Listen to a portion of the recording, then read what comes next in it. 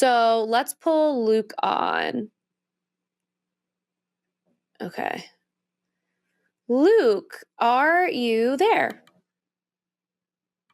Hello, can you hear me? Hi, Luke. Yes, we Yep. can. Hey. Okay, do I sound good? Any echo or any ambient like effects going on, by the way? I'm in a new rig, so I want to make sure that sounds good. Audio is very crisp, actually. Thank you. It is. It is. It is. What did you want to talk about today?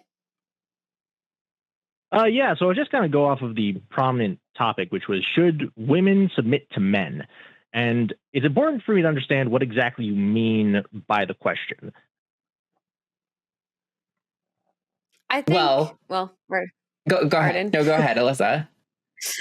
I was going to say that I think when I think of, I mean, I didn't write the question, but usually when we think about women submitting to men, it's, it's like having men make the majority of decisions and having women follow suit with the things that they decide. Arden, do you have anything? Yeah, I guess I would to add to that? No, not that. That's pretty much what I was going to say. I mean, I did write the title. It's not always meant to be like you don't have to abide by the title. It's just kind of a prompt to get people to call in, like you're doing. But yeah, I mean, pretty much the same thing. Kind of like a biblical submission is kind of what we're referencing, and that was my intention anyway. Yeah. Well, I guess my take on it, is that it's not necessarily down to what specific gender / sex, whatever you prefer to elect for those words, are. It's the main thing of there should be a system or there should be a chain of command whenever there's certain like command decisions that need to be made. Like, for example, would I say in generally should there be a chain of command for like, house decisions or of like general disagreements? No. However, when it's time for tactical decisions to be made, it's important to have a chain of command so that there's a point 1 and point 2. This is kind of reminiscent of military of chains of command in general. And I think that as a result, in terms of making hard time-based decisions, it's important to have that. I'm not saying that it's not important to get the perspective of both people. However, when it is time to act on a necessary time crunch, then I think that it's important to have that default to leadership in that situation to be most optimal in the survival of just in general. Would you guys like to comment on that? Or? Well, I'm just wondering, what situation is like so like under the pressure of time that you need like that level of organization and chain of command in like a regular day-to-day life. Tactical decision making was wild. Yeah, like I'm trying to think of like what example you're drawing on to, because I'm thinking like, are we like escaping a burning house? Because that seems like it's a maybe once in a lifetime thing that would ever happen. I mean, not even, but many people don't ever experience that. So like, what situation is like under such a time crunch that we need a tactical chain of command? Yeah, well, I think similarly to what you were saying, in the event of a burning building, that's, I think, applicable. But in a smaller sense, there could be something like, let's say there's a great opportunity for a piece of real estate that you can get if you respond at the end of the day with the overall amount of funds that you've made with you and your spouse. The collection of money that you've collected, if you donate it to this house, you would get the house by the end of the day. But it's a requirement of getting it like in a time like crunch situation. So, for example, should we do? Yep. So first of all, this feels like we are settling a personal conflict in your marriage. But second of all, are you actually about to tell me that you think if a man could close on a house using all of the savings that you and your spouse have saved up without asking her consent on about doing this, you think that's something he should be able to do? Well, I think that I'm not saying that it's all money, but it's like, it's a financial commitment. I'm not saying that it'll get you into total poverty. If it brings you to total poverty, I reckon that you shouldn't do it regardless. But what I'm saying is, if it's a time sensitive thing and there is discussion between like two spouses, I reckon there needs to be somebody to take charge, and ideally the person who's elected of leadership, whether it be the man or the woman, to say, okay, I think this is the best move. We need to act now and bear that burden of leadership to the degree that if it was a great thing, good on you. Yep. But don't you think a good leader also listens to what other people who are going to be affected by this decision? Like to me, you're describing a dictator, not really a leader. And also, I don't believe that in a marriage, it's so impossible to like come to an agreement. Like and if it's a situation of like, let's say buying a house and you can't come to an agreement, that means you're not in agreement. That means the house does not get bought, no matter how good of a real estate decision it is. That means that you are not aligned and you don't get to buy that house because both people are not on the same page. So like, it's almost like you're degrading the opinion of one person in the partnership because you believe that your decision making is superior, which there is no evidence to show that that's true. You just don't agree on something, which means you shouldn't move forward because you're in a partnership. Yeah, I would say so. However, that necessarily prescribes the fact that the person's opinion is 100% like, it cannot be like changed. Like, let's say, for example, let's say a couple of days go by and, we decided not to go for this sale, and we talk about it some more. And then I finally get them around to saying like, that you just explain it in that kind of way. I can see that this would have been the best choice, but now the opportunity is gone. So to that degree, that's I think just life, though. Yeah, that's just life. That just means that you and your partner, maybe now for the next time a similar opportunity comes up, then that that's something that you can go for. The other thing too is I would say work on your conflict resolution skills within the partnership. Like that is to me, if anything, a failure in communication. Like, how are you married to this person and you can't figure out a way to communicate how you feel in any timely manner? Well, it's not necessarily about communication sorry, babe. Of how you feel. I had to spend all of our savings because it was urgent. If my partner and I disagreed on something as big as buying a house, and it was going to be like, if I were in exactly that situation and like if I didn't make a decision later that day, we were going to lose the house, I would have a conversation with my partner and say, hey, this is a really high stress situation and I don't feel comfortable with doing this. So I think we get to let this go. This is actually maybe not for us, not meant to be. And later on, maybe we'll find something that we feel more aligned with. But I am not okay with my partner making a decision as big as purchasing a house just because he decides that his thought process is like superior to mine. Because I don't know. I can't guarantee that in a couple of days you're going to flip my mind. I can't guarantee that. Okay, yeah. I think that I'm not really articulating the point in an effective manner. I'm not saying that, well, there should be no input, there should be no communication whatsoever in making significant decisions. That's not necessarily it. The thing is that if, let's say, they were both, or two people are both in the market for purchasing of a house, and there's a great house that comes around, but another partner is unsure for one reason or another and wants to buy a house and is in the market for it, but for whatever reason is unsure, like maybe the lawn size isn't that big, or maybe has the optimism that something else will come around. What I'm trying to articulate is that there's a certain degree of uncertainty that isn't necessarily warranted for the purchase of the house. So this is the thing, Luke.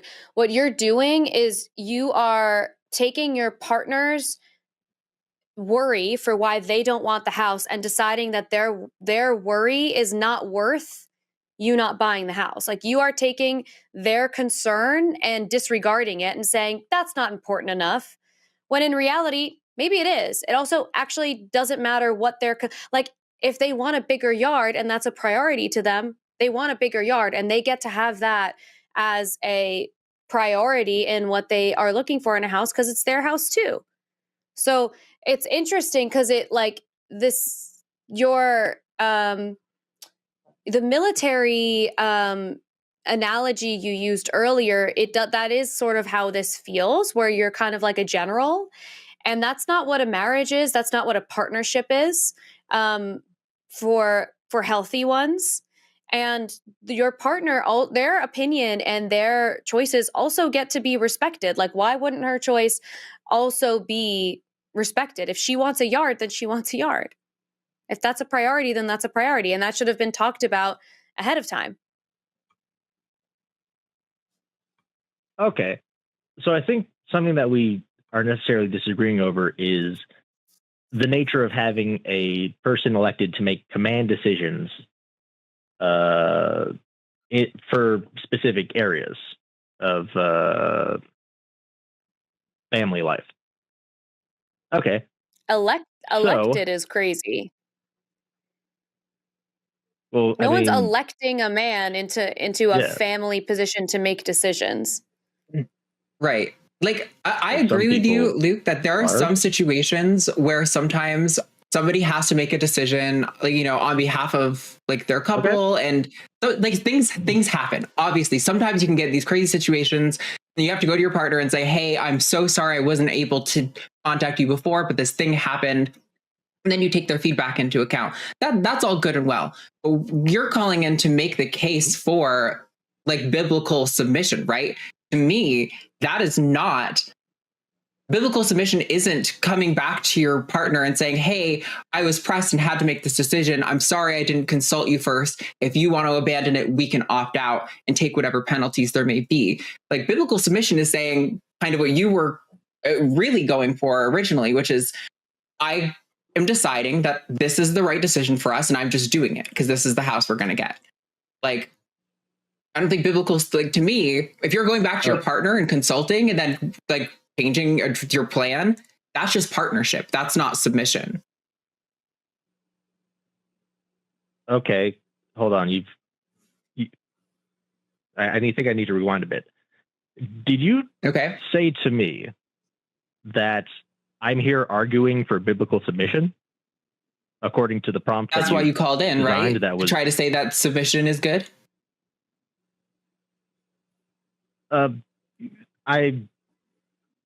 Yes. However, did you not say at the start of the conversation that the entire point of the prompt was you wrote it to just kind of get the conversation started? And as a result, biblical submission isn't necessarily what I advocate for. I don't really advocate for anything. I think advocacy and I have a very it is. I have a very mistrusting word to use, advocacy, but what I'm saying is that just to get. I think that similarly, you would agree with me that there are certain select instances of which, if there is a time-sensitive thing and you have to make a decision without your partner, you elect to do that stuff. So it sounds like we agree on a fundamental level, at least from what I'm comprehending. Are you getting a different vibe? We really don't, though, because so again, yes, it is to start the conversation. But if you're here to defend that biblical submission is good, and then we point out that what you're advocating for either isn't submission or isn't good, then to me, a reasonable, logical person would then go, okay, so I don't think biblical submission is good. Because either I don't advocate for submission, I'm advocating for something else, or I don't actually think it's good. Right? That would break one of those two things. And I'm not saying that, or sorry, go ahead, Alyssa. You're ready to jump in. Go for it. I was going to say, I also think that Luke, you might be confusing what I think Arden is talking more about when, like, if I give my partner a grocery list and I say, I want Barilla pasta and I want rotini, and they go to the store and there's only like the Stop and Shop brand and it's only penne, and they're like, this is all they had, so I made this decision without calling you because this is what they had and I felt like this was closest. That is a partner making a decision because, like, without calling the other partner or whatever, because that like makes sense. So that's not submitting. that's just like sharing partnership, sharing responsibilities within the partnership. Submitting, and what you're talking about, where like you're allowing one person in the partnership's opinion to be, I know that was like such an Italian example, but when you're allowing one person in the partnership's decision making to be like held at like a ridiculously high standard because you think that they are superior in some way, that's different. You're not taking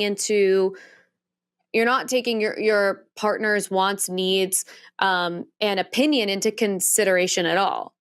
And that's different. Okay. I think I didn't articulate this as clearly as I wanted to, which is, I'm not really, this isn't really my job. I appeal to ignorance to that degree, but I'm not saying that you should have someone that submits and they should be like, oh, well, this is the ultimate decider maker no matter what happens. I'm specifying in those niche situations of which there isn't time to communicate to someone and there is a promising opportunity.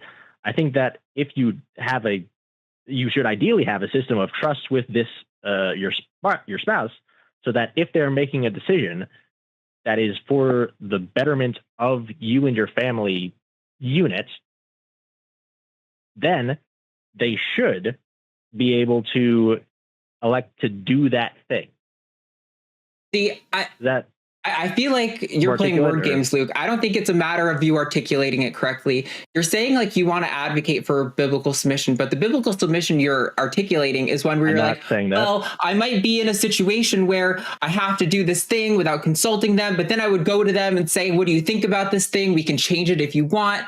Like, to me, that, like, you're saying biblical submission, and then you're tying it to something that to me is not what that is. And if you just have some weird esoteric definition of submission that you're operating with, then okay, but then like, that's not what the topic is about. Like you're talking about something entirely different. What? Like, I think it's totally normal for couples to kind of divvy up like certain responsibilities and things like that, where you don't have to necessarily always consult each other all the time about every individual thing, but that you kind of come together and go over it. Like that's partnership to me. That's not submission. Okay. In that case, I agree with partnership. I so you don't advocate for submission. Yeah. Do you think? I mean, it depends on what you mean by submission. I guess we submit to our boss. Sorry, go on. Do you think? Are you married? No. Okay, so like hypothetically, you have a wife. Do you think that if there's a decision that you like let's use the house example, if you guys make about the same amount of money and she decides, I actually think this would be a really big opportunity for us to miss, and she decides to purchase the house and tell you about it afterwards, would that be acceptable? That would depend on the dynamic of the relationship that we have. If we decide, you know what, I think that when it comes to promising opportunities and finding good real estate, I think that you, my wife, is the best decision maker for that. So as a result, I think that it should be you who decides, where we should live, assuming I get a little bit of a say before that. Because again, with the house, I will admit that the house probably wasn't the best example because it is something that's a little bit bigger of a financial commitment. However, if it's something that is absolutely time essential and you have good reason to believe that I would also like this structure, then you should be able to act. But again, that depends on how we set up the relationship and the dynamic. But I think that inherent sense of you can have these qualifications similar to what Arden was saying, and you have certain snap decisions that you can make given the parameters of the family unit and the relationship that we set up. I think that is good.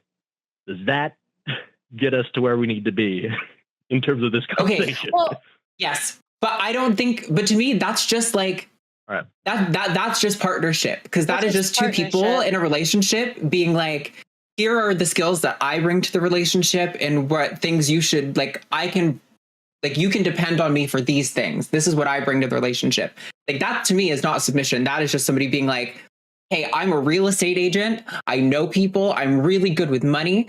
So you should trust me with these decisions. And if your partner does, then great. Like, that's totally fine. But again, that's just partnership. That's not even submission. Like, submission is regardless of my expertise, regardless of the dynamic we have, regardless of the discussions we've had, at the end of the day, I should get the final say on how the household is run. And to me, it doesn't sound like that's what you're advocating for at all. So, yeah, that isn't. That's why I really wanted to elaborate on what you meant by the word submission, because I can make the case that we submit to our bosses when we go to work. We have to submit to that person because they're signing our paychecks. If we make them upset, you certainly need to submit to them to a certain extent. I think sure, that a similar thing might happen in relationships. See, that's where it's like, that's where I don't agree with you, though, because your boss and you are in a power dynamic, an established power dynamic. Your boss is above you in a structure. And so in a partnership, in a relationship, you shouldn't have that. Like, you shouldn't have that level of power dynamic. It's not like your partner is not your boss. I mean, I guess that would also depend on the dynamic of the partnership, because if, as we mentioned, two consenting adults want to get into a relationship where it's like, I want you to make every decision for me when I brush my teeth and all that stuff, is weird. But I mean, I guess if you both agree to it, then I guess do it. Is that? Sure. And that's like, people have free will to do whatever they want, but that's the difference between, can women submit to men or should they submit to men? Like, yes, we're asking, should they submit to men? Because people are welcome to do whatever the heck they want in their own houses. Like, as long as it's safe and consensual, I don't give a shit, and it doesn't affect everyone else. Then I don't really care. But should women submit to men is asking a question of, like, is that advantageous for the majority of women? So, and that's where I think we have a difference of opinion. And it's also interesting, Luke, because I think I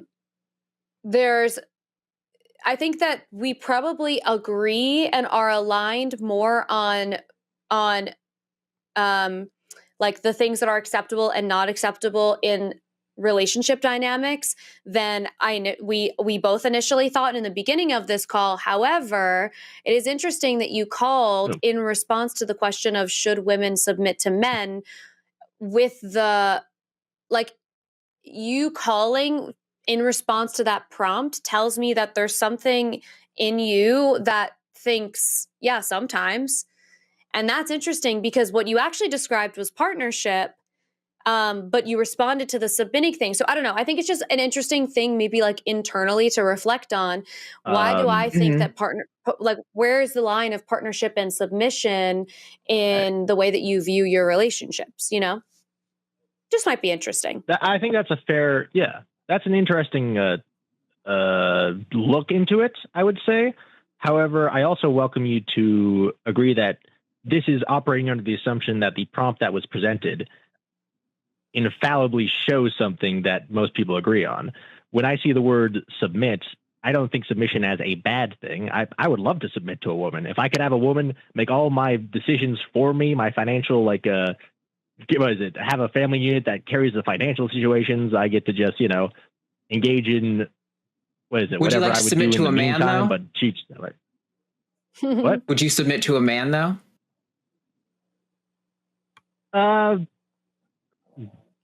Again, depending on what we mean by submit in a family setting, no. But in terms of a work setting, the power dynamic needs to be there because that's just how it works. So I'm okay with quote unquote submitting to a man. But in terms of family setting, no, that's just not my cup of tea. Sure, it wasn't meant to be. It's a thing that men will say often, where women will be like, oh, I got catcalled. It was so gross. It made me feel unsafe. And a lot of men will be like, I would love it if a woman catcalled me on the street. And it's like, yeah, I'm sure you would. But how would you feel if a man catcalled you? Because that's really the dynamic that's happening, right? So when you're like, oh, I would love to submit to a woman, I'm like, yeah, because most women are like sensitive to your wants and needs and are going to consult you. Whereas a lot of men are submission to men, a lot of men anyway, not all men, hashtag not all men, is like, you know, do what I say in spite of your better interests or in spite of your better judgment. So it's just, when people make that, when men do that little thing, I always have to point it out because it bothers me. Yeah. And also, Luke, the context of this show and the channel in general is a lot of conversations about like atheism versus theism. And so when we use words like submit, a lot of the times it's in the context of like biblical submission. And I actually think what you're describing is partnership for the most part. So I think it almost is a conversation of like snagging on the specific words. And it's also interesting, like I said, to just like think about in your own personal life where the difference, because did you say you are a veteran or like you have experience in that like dynamic? Yeah, I have training, but never served. So I'm not a veteran. Okay. Cause I think it's interesting to think about like what submission means for you with like that background and what the difference of like submission and partnership is in a real like acting relationship. Cause that'll be something that might come up. It might not, but it might. And like, so it's interesting. Like, it's always funny when we have these conversations where like sometimes for some people it might feel like a waste of time because actually we probably are more aligned than we thought. But I think it still is helpful because it's like interesting to think about what that dynamic means for you. And like for anybody who's listening, like what's the difference between submission and partnership? And maybe that's something that like people get to explore now. Yeah. I mean, I welcome that.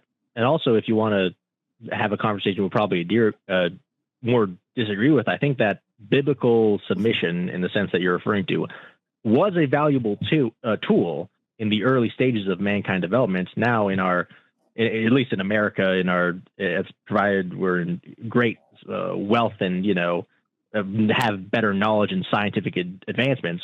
I reckon it's not necessarily as important as it was back then, even to the degree that it's more something that you can elect to do. And if you think it'll be good, you can do it. That's primarily where I would stand on biblical submission, but yeah, I mean, overall, I fully reject that. I don't think that women submitting to the whims of men has ever been good for them at any point in history, now or with the wisdom of science or before. I think women should have always been treated as equal individuals. Okay. Yeah, well, I think even like when you. So. Well, I think even Luke, when you think about like periods of time, when you think about periods of time where women were submitting to men, and that was culturally kind of like the standard, it was also because the world was built for exactly that dynamic. So like for a period of time up until recent history, women couldn't vote, women couldn't own property, women couldn't have bank accounts. So they didn't really have a choice but to submit to the men around them because the world was built so that men could do those things and women could not. So like, yeah, it benefited them to submit to men, but because of the system and the world that men created so that women didn't have freedom and choice. Yeah. I mean, okay, so I guess when you think about biblical times, we went back to, we mentioned briefly the analogy of the house on fire. It's important to have a clear voice telling you what to do in that situation.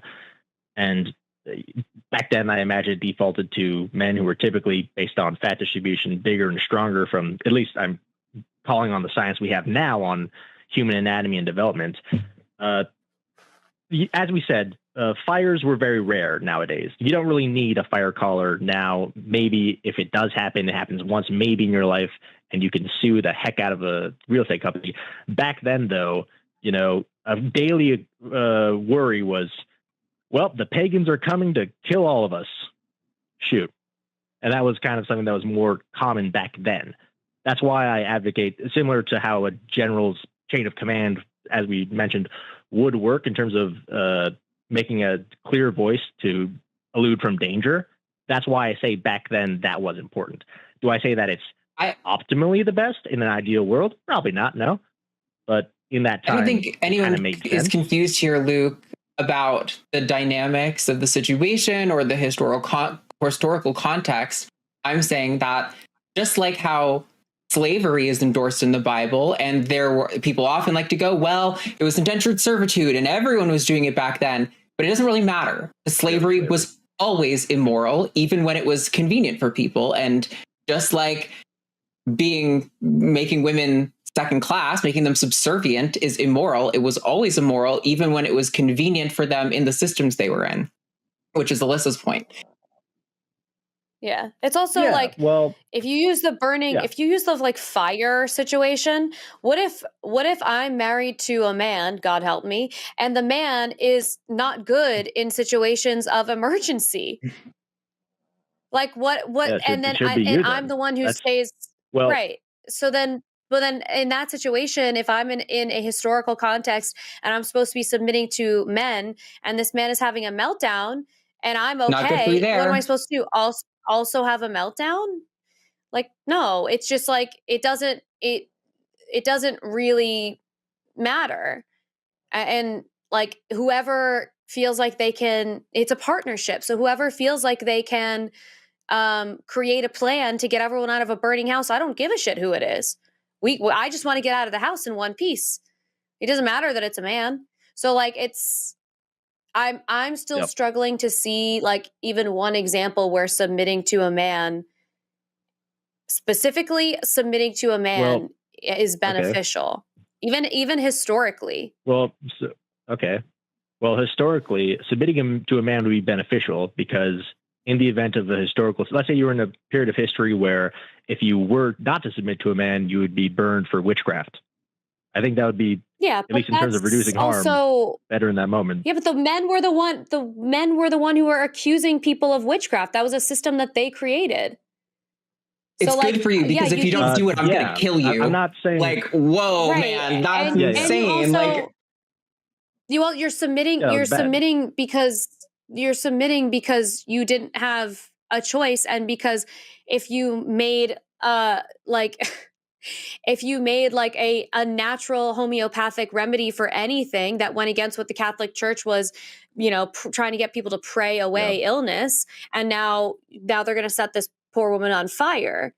But that's just you're submitting out of a system that was created to do exactly that. So like that's not an argument for why women should that's not.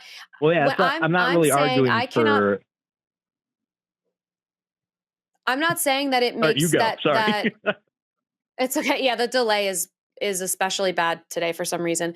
I understand that there's historical context that created situations where women had to submit to men. That's not the same as should women submit to men because it's better for them. Like, because it's better for them in a natural sense. Like it makes sense to do that. It made sense to do that because they didn't have a choice. In the same exact way as the example I gave before, which is in the 50s, women had to submit to men because they couldn't get a bank account, they couldn't buy a house, they couldn't own property at all, they couldn't vote. So they had to submit to men because that was the only way to survive in a system that was not built for them to be independent. So real quick, Luke, before you go, I do want to give you a chance to respond. Sorry, real quick, and then you can go. I just want to say we've been on this call for like almost 40 minutes, and we do have one other call to get to, so we're going to want to put a button on this soon. So if you could deliver your last thoughts, you can always call back and continue the conversation. So don't feel like this is the end, but just put a button on it for tonight if you don't mind. Yeah. So putting a button on for tonight, I think tragically we do agree with a lot of positions, which is, whenever I sometimes call on to debate channels in order to debate, but I think tragically we just agree with a lot of positions. Primarily, going back to what I was saying about the positions. I'm not saying that it was a good position. I'm not even saying that morally, under the lens that I would see now, that it's at all a good position.